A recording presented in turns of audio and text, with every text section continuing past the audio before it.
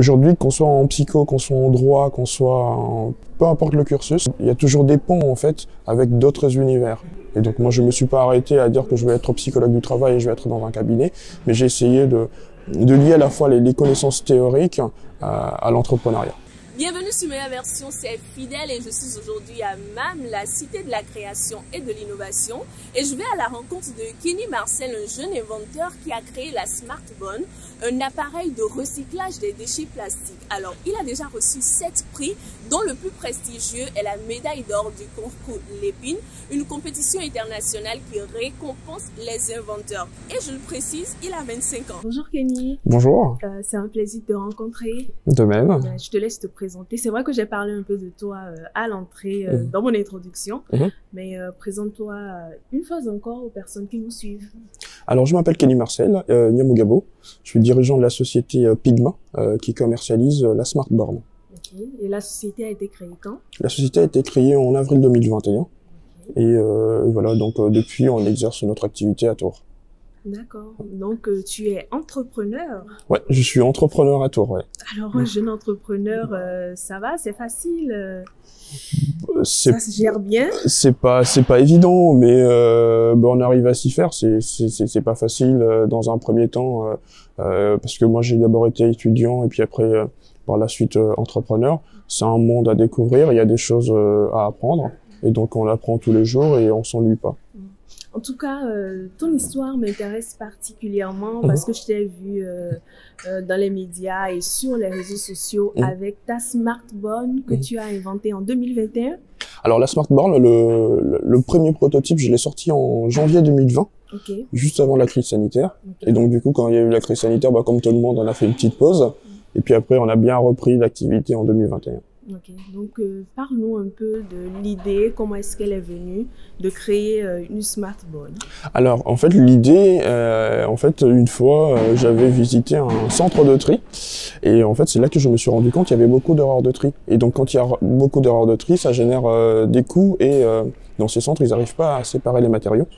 Et donc, je me suis dit, il y a peut-être quelque chose à creuser et trouver un moyen pour que les gens puissent bien trier les déchets, que ce soit à domicile ou dans les lieux recevant du public. Et ça t'a pris combien de temps l'assemblage de l'appareil? En fait, la réflexion de l'idée jusqu'à la machine, ça m'a pris environ 1 an. Donc, bien réfléchir à la fois sur le modèle économique, mais aussi sur tout ce qu'il y a comme fonctionnement mécanique et électronique. Ok. Et tu as travaillé tout seul? Non, j'ai pas travaillé tout seul parce que ça serait un peu trop romantique, mais j'ai travaillé avec des amis. J'ai commencé tout seul à maturer l'idée, puis après je me suis rapproché des amis avec qui je travaille. Et surtout, il y a un ami avec qui je travaille depuis un moment. On travaille ensemble. Et tu parlais de ton parcours brièvement tout à l'heure. Tu as fait des études de psychologie. Ouais. Comment une personne qui fait des études de psychologie se retrouve inventeur d'un appareil de tri de déchets? En fait, la machine, très souvent, les gens voient la partie visible, en fait, la partie mécanique, parce que ça trie, etc. Mais il y a une partie beaucoup plus conceptuelle sur la mécanique de jeu. Et cette mécanique de jeu, moi, je l'ai tirée de ma formation, en fait. Donc, en psycho, on apprend pas à manipuler les gens, mais on apprend tout ce qu'il y a comme technique, pas des manipulations, mais comment faire évoluer les comportements des gens. Et donc, en fait, j'ai tiré cette partie théorique que j'ai essayé de traduire en machine pour que ça fonctionne. Alors, la SmartBonne, comment ça fonctionne? Parce que je sais qu'il y a un système de récompense. Concrètement, tu ramènes ta bouteille en plastique ou ta canette, tu l'insères, et donc la borne fait un tri automatique. Donc ça reconnaît la matière, donc si c'est une bouteille ou une canette. Et si c'est autre chose, ça ne prend pas en compte. Et par la suite, ça génère un QR code à la fin, qu'on scanne avec l'application Webmobile qu'on a mis en place, pour cumuler des points. Et une fois que les points cumulés sur la plateforme, on peut échanger ces points contre des bons de réduction. Là, par exemple, on a un partenaire, Pizza Hut, qui propose des réductions sur des pizzas. Là, on a pour 5 points qui correspondent à 5 emballages, on a 5% de réduction chez Pizza Hut.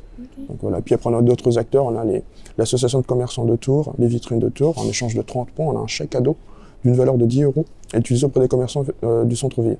Il serait bien aussi, je trouve, d'avoir beaucoup plus de partenaires pour avoir beaucoup plus de récompenses, justement. Plus on aura de partenaires, plus on aura de gens qui vont trier. Et donc la démarche aujourd'hui, c'est vraiment d'aller trouver un maximum de partenaires pour proposer des réductions, mais aussi un maximum de partenaires pour poser les bornes dans les lieux pour inciter les gens à trier. Voilà. Et parle-nous un peu de tes prix, parce que, alors je n'ai pas tout en tête, je sais que tu as remporté la médaille d'or du concours Lépine, ouais. Le prix de la préfecture de police de Paris, le prix du Pépite, ouais. Sainte-Val de Loire. Ouais. Bon, là, je pense que c'est tout ce que j'ai retenu. Parle-nous-en un peu. Bah, alors, en fait, j'ai participé à plusieurs concours d'entrepreneuriat, en fait. J'en ai gagné pas mal. Donc, t'en as cité quelques-uns des prix que j'ai remportés. Mais en fait, ces types de concours, ça permet, en fait, de réfléchir en profondeur sur son idée. Parce que il y a un dossier à monter, et donc quand tu montes ce dossier, bah, t'as pas mal d'éléments à renseigner, donc tu te poses des bonnes questions. Et donc ça permet à la fois de maturer l'idée, mais aussi d'avoir une certaine reconnaissance dans ce qu'on a mis en place comme projet. Quand on gagne un prix, c'est une reconnaissance, ça veut dire que c'est quelque chose qui tient la route, parce qu'il y a un jury derrière, etc. Et donc oui, j'en ai fait pas mal, donc notamment le plus récent, c'était le concours Lépine, où j'ai remporté 3 prix. Oui, ça a permis quand même de partir dans un bon élan et de dire que voilà, c'est quelque chose qui fonctionne, c'est quelque chose qui marche. Trier, déjà, c'est une chose, mais réussir à en faire quelque chose... C'en est une autre. C'en est une autre. Ouais. Donc, nous irons à Maîtré. Au sein de l'association Precious Plastic. Pour voir un peu le devenir de ces déchets plastiques.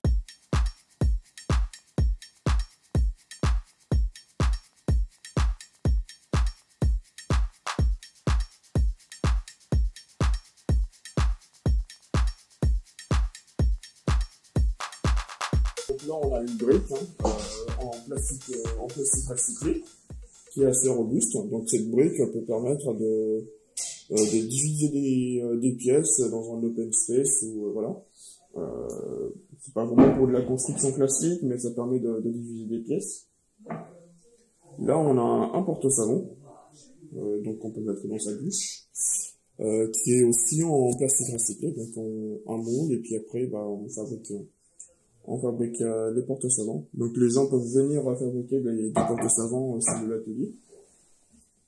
On a un petit vase en plastique recyclé également, donc avec une extrudeuse. Donc on va venir tourner et façonner sa pièce.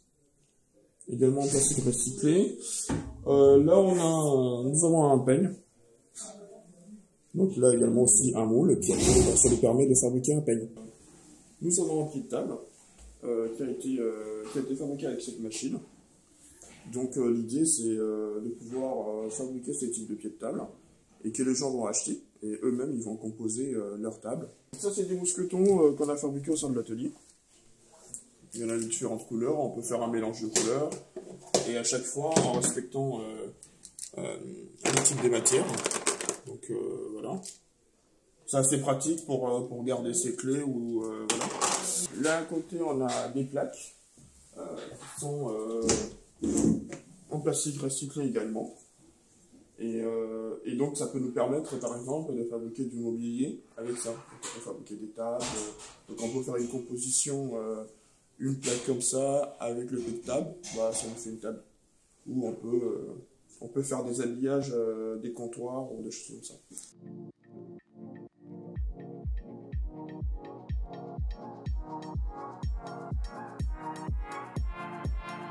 Let's go.